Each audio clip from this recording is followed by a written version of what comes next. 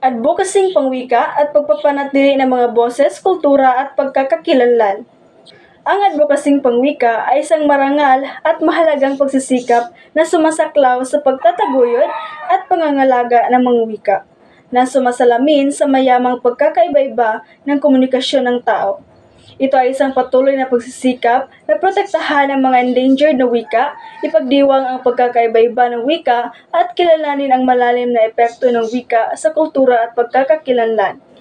Ang kahalagahan ng advokasing pangwika ay ang mga pangunahing layunin nito at ang mga paraan kung paano ito nag-aambag sa isang mas napapabilang at pinayayamang kultura. Ang mga kahalagahan ng advokasing pangwika ay, una, pagpapanatili ng kultural. Ang advokasing pangwika ay gumaganap ng isang mahalagang papel sa pagpapanatili ng pamana ng kultura. Ang mga wika ay malalim na magkakaugnay sa mga kaugalian, tradisyon at kasaysayan ng isang komunidad. Kapag ang isang wika ay nawala, ang isang buong kultural na tapersiya ay maaaring malutas. Pangalawa ay ang pagkakakilanlan at pag-aari. Ang wika ay isang pundasyon ng personal at kolektibong pagkakakilanlan. Hinuhubog nito kung paano nakikita ang mga individual ang kanilang sarili at ang kanilang lugar sa loob ng kanilang komunidad.